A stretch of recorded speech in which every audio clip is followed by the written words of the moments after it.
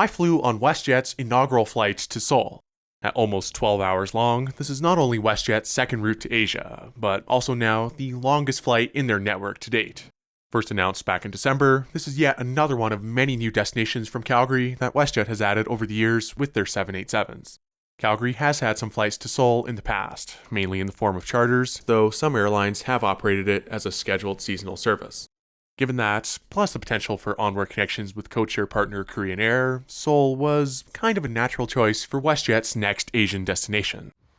Before you say anything, yes, I predictably booked another one of these special flights again, because, well, inaugural flights are fun, especially when it's to a brand new country right from home. Plus, given last year's phenomenal trip to Japan, this turned out to be a great way to kick off a larger trip throughout Asia with some close friends. For today's inaugural, I decided to sit in economy, partly to see how WestJet's long-haul economy offering holds up today. That may sound counterintuitive for what, again, will be the airline's longest flight yet, but I did have another good reason for it. As usual, we got here nice and early, and after dropping off our bags in the international terminal, we headed over to Concourse B and WestJet's Elevation Lounge. Obviously, economy passengers don't get complimentary lounge access, but WestJet's social media team was kind enough to upgrade my WestJet reward status to gold as a token of appreciation, possibly for all the free advertising over the years. Just to be clear though, all opinions here are my own, and WestJet has not seen this video beforehand. The lounge was a bit busy as expected, but we found a spot and ordered some special Korean dishes that they had added to the menu. These were delicious, and we were all very well fed before the flight. After enjoying plenty of free food over the course of an hour or so, it was over to gate 80, where this time I was pleasantly surprised to see some stuff happening at the gate. Given last year's lack of festivities for Tokyo, my expectations were low, so this was genuinely nice to see. Our plane, however, was not here yet, and WestJet had delayed the flight by an hour already. Part of that is because, well, the 787 fleet is stretched even thinner this summer, which I'll touch on a bit later. In the meantime, there was a very well put together gate event to mark the occasion.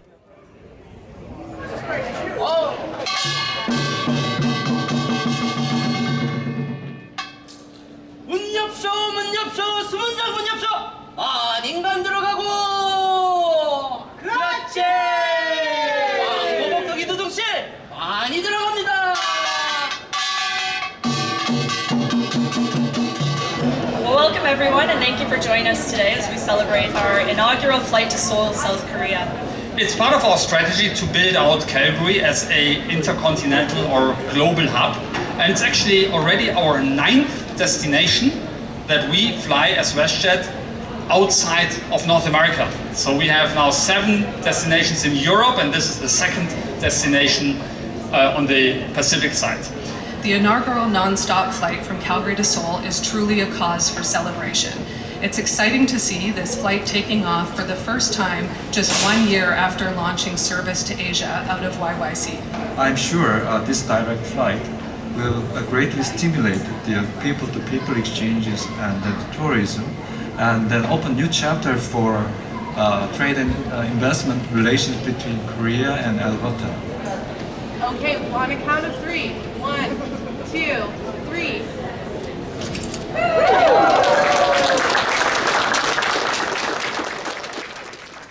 While that was taking place, our plane had arrived at the gate. The Dreamliner taking us to Korea today would be the 5th one delivered to WestJet, tail 906, registered as Charlie Golf Yankee Romeo Sierra. This one was delivered to them in March of 2020. Now, today's delay can be attributed to the fact that the 787 fleet is still unfortunately stuck at just 7 airplanes. All 7 planes are somehow even busier this summer than last year's, with not much room built into the schedule for delays or any unplanned maintenance. On the same day as this, the flight to Tokyo took a 5-hour delay, plus 1 to 2 hour delays for Barcelona, Paris, and Edinburgh. Keep in mind, it was part of Mr. von Hunsbrook's new corporate strategy to halt the remaining 787 orders back in 2022, and not take 2 of them that were fully assembled and painted in WestJet livery. From what I could tell looking at flight radar, we were originally flying on tail 902, which was planned to fly from Calgary to Dublin and back before flying us to Seoul. That flight to Dublin left almost 3 hours late the previous night though, forcing them to swap it to this plane, which wouldn't get here until an hour before the original departure time. With another 787 presumably down for maintenance at the same time, this might have been the best they could do. Still, delaying an inaugural flight because of a seemingly self-inflicted lack of aircraft is unfortunate. As a result, we ended up boarding about an hour and a half later than planned, but at least it was finally time to go to Korea. We are pleased to welcome Platinum and Gold Tier Rewards members, as well as guests seated in Zone 1 to board WestJet Flight 086 to Seoul now or at their convenience. Thank you for choosing WestJet and welcome aboard.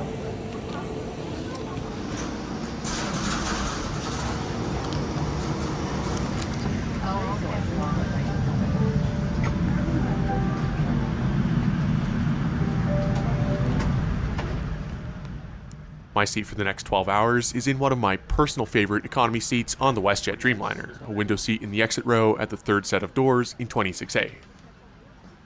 There are a couple quirks that this row has compared to a normal economy seat, but with nothing in front of you, it has easily the best legroom on the whole plane.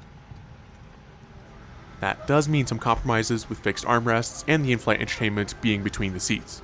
The power ports are also down there too. The safety cards and air sickness bags can be found in this pocket on the wall, which is more accessible for the window seat than anyone else. As is standard for all seats though, there's an adjustable headrest, and also waiting at the seat was a pillow and a blanket. Settling in, the window seat legroom is indeed what I was hoping for, even if my legs do have to stretch out on a slight angle. In today's case, I was very much willing to sacrifice the extra width of a premium seat for this. Also back here is a very solid view behind the wing. Now, aside from the legroom, another reason I wanted to sit here instead of splurging on premium was that I didn't want this video to be too similar to last year's flight to Tokyo. However, my buddy Will did sit up in premium and got an excellent view of the engine there. And ladies and gentlemen, good afternoon and welcome on board Flight 86 and off we go to Seoul, Korea. How excited all of us are. So enjoy your flight. The flight time will be 11 hours and 16 minutes. With that, we were finally on our way to Seoul, albeit a bit late. Please enjoy this dual view of our departure from Calgary off of runway 35 right.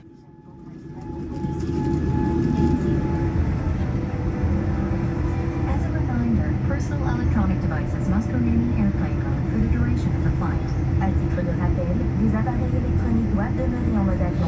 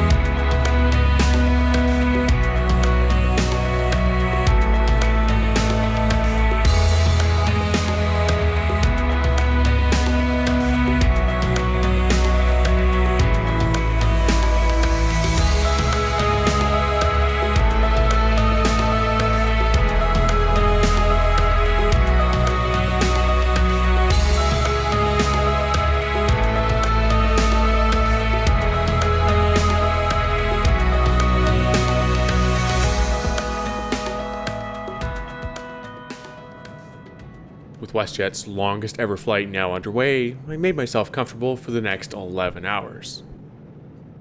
First off, the cabin crew handed out these complimentary WestJet earbuds to economy passengers. There'd be 2 meal services on this flight, one early on and another one before landing in Seoul. Before that first service though, here's a look at the contents of that wall pocket, with, again, just the same 787 safety card, and air sickness bag. While waiting for that service to start, I took a peek at the gift bag that was given out during boarding, which looked custom made for this flight. Inside there was actually quite a lot.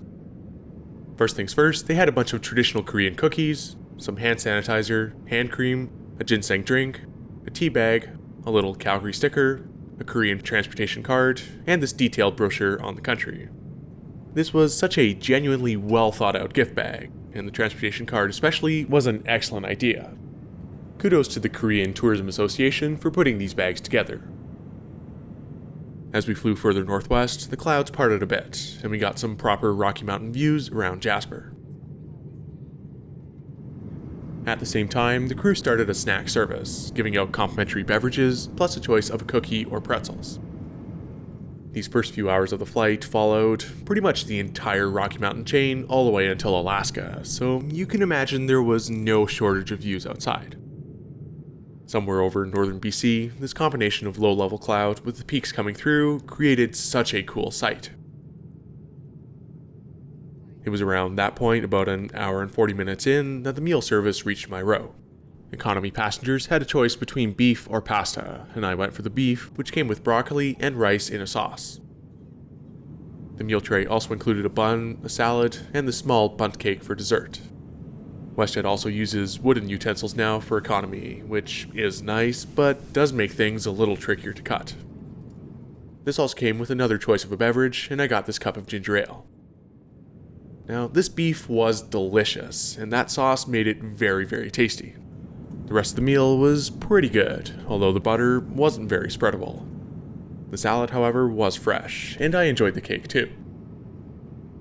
The only thing I would say is that the portion sizes for the main courses are a bit small. I definitely could have had more of that, but it doesn't take away from just how good it tasted. Overall, a really good meal for economy class. WestJet's long-haul economy catering was pretty solid pre-pandemic, and I'm glad to see it hasn't changed much. By that point, we had left Canada well behind, and found ourselves over the open waters of the Gulf of Alaska. We passed south of Anchorage and across Cook Inlet, where we got treated to even more clear skies and gorgeous snowy mountains below. After that, I pulled out the in-flight entertainment screen to see exactly where we were, and was reminded of just how much longer we had left. The built-in screens on the 787 are great, and come equipped with this very easy-to-use moving map. As you can see though, we still had quite a bit of distance to cover.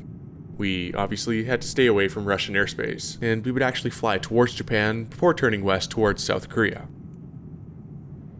The rest of the in-flight entertainment is the same as usual, with a bunch of movies and TV shows to watch, though the selection this month wasn't the best. After that, the crew dimmed the cabin lights, and so I decided to try and get some sleep. As for the economy pillow and blanket, well, the pillow is one of those single-use ones, and to be honest, it's better used as extra padding for the seat than anything. The blanket is fairly light, but it's very soft and does the job well, and from that point on, I got very comfortable. Surprisingly, I ended up sleeping for almost 5 hours, and woke up just to the northeast of Japan. The crew did come by with some more snacks at least once throughout that too. Eventually, the lights came up again, and the crew got ready to begin the pre-arrival service. We hit some turbulence off the coast of Japan as the service was about to begin, and it's always fun watching the flaperon move like that. Due to the delay, we'd unfortunately be landing in Seoul in darkness now, so I enjoyed the sunset lighting while I could. As we approached Japan, the pre-arrival service reached me, which included a chicken stir-fry main course, a cream cake for dessert, and another choice of beverages. The previous main course tasted a bit better, but this wasn't bad at all. At that point, we passed over the southeastern coast of Japan, and then later over the lights of Tokyo. You can just make out Tokyo Bay in the distance here. It's kind of funny to think that this is now the furthest west, or east I suppose, that a WestJet plane has ever gone. At that point, there was not much else to see as it got darker and darker outside, until the eastern coast of the Korean peninsula came into view. And ladies and gentlemen, in preparation for descent, we'll now be coming through the cabin for a final collection of items that require disposal or recycling, and in addition, once we are on the ground. With that, we were on the descent, and here's the arrival into Seoul-Incheon Airport for the very first time, landing on runway 16 right.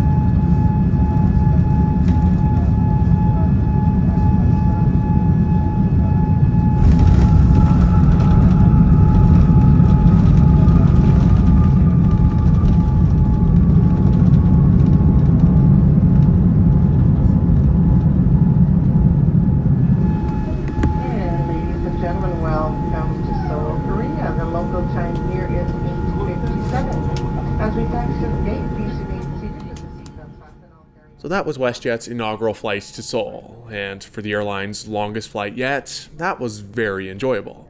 That exit row seat was a big part of that, and although it does have some drawbacks like people congregating in front of you, it was so worth it for my legs. I'm also really glad there was more to mark the occasion this time around.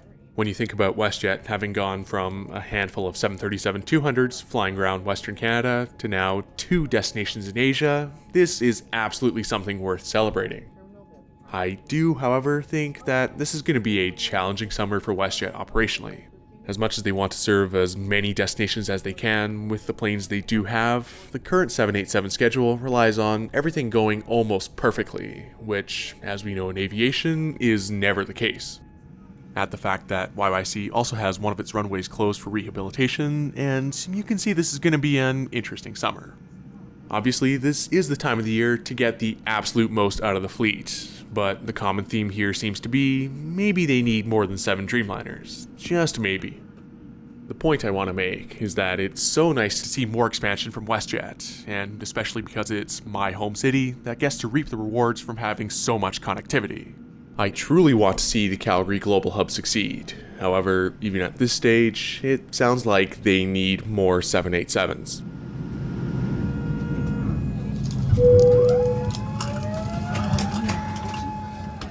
Thank you so much for watching this historic flight with WestJet, and I will see you next time.